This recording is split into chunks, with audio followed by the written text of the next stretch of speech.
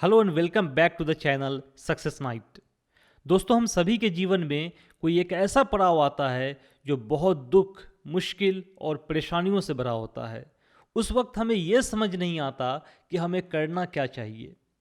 ऐसे ही एक शख्स जो बहुत ही एक्सट्रीम सिचुएशन में अपने जीवन का 3 साल बिताया और वो सिचुएशन इतना एक्सट्रीम था कि सुनने मात्र से ही रोंगटे खड़े हो जाते हैं। जी हाँ, उन्होंने नाजी कंसंट्रेशन कैंप में बतौर कैदी अपना 3 साल गुजारा है और उनका नाम है डॉक्टर विक्टर फ्रैंकल। उन्होंने एक बुक लिखा जिसका नाम है man's search for the meaning. इस किताब में उन्होंने वर्ल्ड वार 2 के दौरान बतौर कैदी नाजी कंसंट्रेशन कैंप का अपना एक्सपीरियंस शेयर किया है। ये किताब उन सारी किताबों या मूवीज़ से अलग हैं जिसमें नाजी कंसंट्रेशन कैंप के वहशीपन और क्रूरता के बारे में बताया गया है। वो इसलिए कि उन्होंने इस किताब में न सिर्फ अपना एक्सपीरियंस शेयर किया है बल्कि उन्होंने एक साइकोथेराप्यूटिक मेथड लोगोथेरापी के बारे में भी बताया है, जिसमें उन्होंने कहा है कि किसी भी सिचुएशन में कैसे एक इंसान को अपने लाइफ में मीनिंग, पर्पस को खोजना चाहिए।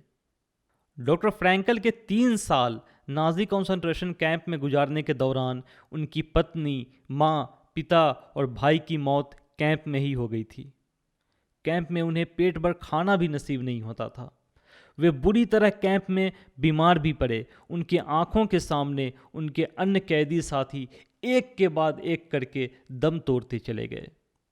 डॉक्टर फ्रैंकल अपने ऑब्जर्वेशंस के मुताबिक लिखते हैं कि जो टिपिकल प्रिजनर हैं वे 3 मेंटल स्टेजेस से गुजरते हैं। पहले स्टेज में कैंप में आने के बाद कुछ दिनों तक वे शॉक्ड रहते हैं। उन्हें कुछ समझ नहीं आता कि ये उनके साथ हो क्या रहा है, ये क्यों उनके साथ हो रहा है और कब तक ऐसा चलता रहेगा। दूसरे स्टेज में वे उदास रहने लगते हैं, उनके सारे उम्मीद ख़त्म हो जाते हैं।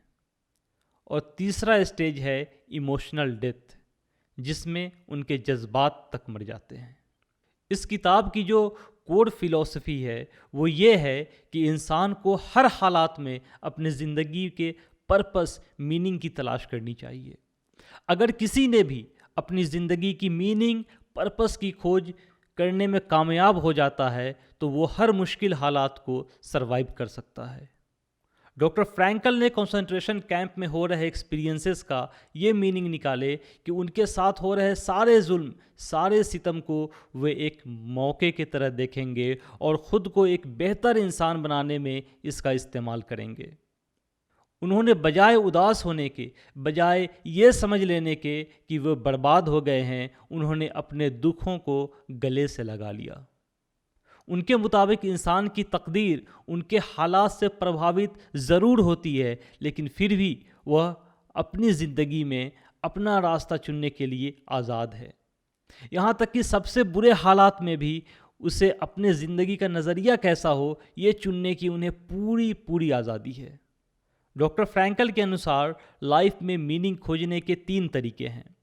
पहला, आप जो काम करते हैं या जो आप काम करना चाहते हैं, आप उसमें अपनी लाइफ की मीनिंग खोज सकते हैं। दूसरे, प्यार व मोहब्बत, लव के ज़रिए कोई अपने लाइफ की मीनिंग को खोज सकता है। और तीसरा तरीका है दुख व तकलीफ़ के ज़रिए। डॉक्टर फ्रैंकल ने अपने 3 साल की कैंप लाइफ में अपने लाइफ की मीनिंग खोजने के लिए लगातार जद्दोजहद करते रहे। वो कैंप में हो रहे उन पर अत्याचार, अपने दुख व तकलीफ़ में अपने लाइफ की मीनिंग खोजी। साथ ही साथ वे हमेशा अपने काम के बारे में भी सोचते थे कि यहाँ से बाहर जाकर लोगोथेरापी के मैन्युस्क्रिप्ट मैं फिर से लिखूँगा, जो कि उनसे नाजी गार्ड्स ने उनके ऑश्विच कैंप पहुँचने के साथ ही उनसे छीन लिया था। डॉक्टर फ्रैंकल लिखते हैं कि जब उन पर ज़्यादा जुल्म होते थे, जब जुल्म बर्दाश्त के बाहर हो जाता था, तो वो अपने वाइफ के बारे में सोचते थे, अपने वाइफ के बारे में इमेजिन करते थे।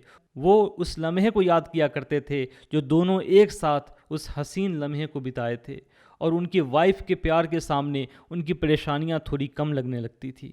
डॉक्टर फ्रैंकल अपने काम, प्यार और दुखों का इस्तेमाल करके ख़ुद को ज़िंदा रखने में कामयाब थे।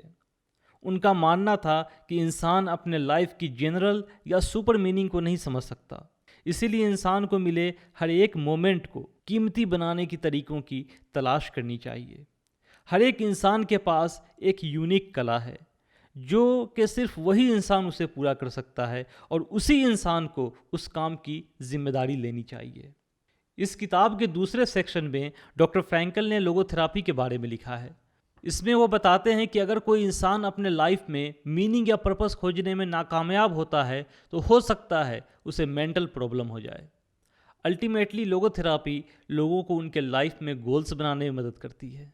चाहे वो किसी फोबिया से बाहर निकलना चाहते हों या उन्हें किसी भयानक स्थिति में सरवाइव करना हो, और उस गोल को कैसे अचीव किया जाए, लोगोथेरापी इसका रास्ता भी निकालती है। डॉक्टर फ्रैंकल इस बुक को ये लिखते हुए ख़त्म करते हैं कि वे इंसान ही थे जिन्होंने ऑश्विच में गैस चैम्बर बनाया, और वे भी इंसान ही थे जो अपने गॉड का प्रेयर शेमा इस्राइल कहते हुए गैस चैम्बर में इंटर हुए। डॉक्टर फ्रैंकल का मानना है कि इंसान जाहिर तौर पे हर बुराई करने में काबिल है, लेकिन किसी भी शख्स को किसी के साथ बुरा नहीं करना चाहिए। हर इंसान में हर मुमकिन हालात में अपने बिहेवियर और एटीट्यूड को बदलने की क्षमता होती है। कोई भी इंसान अपने एटीट्यूड और बिहेवियर को बदलकर एक अच्छा इंसान बन सकता है और इंसानियत की सेवा कर सकता है। दोस्तों, ये बुक समरी कैसी लगी? अगर अच्छी लगी हो तो एक लाइक करके बता दें। अगर चैनल को अभी तक सब्सक्राइब नहीं किया तो इसे सब्सक्राइब भी कर लें, इसे शेयर भी करें ताकि दूसरे लोगों में भी कुछ अच्छा बदलाव आ सके। अभी तक के लिए इतना ही, फिर मिलते हैं एक नए वीडियो में। Keep improving and be the change you want to see in the world.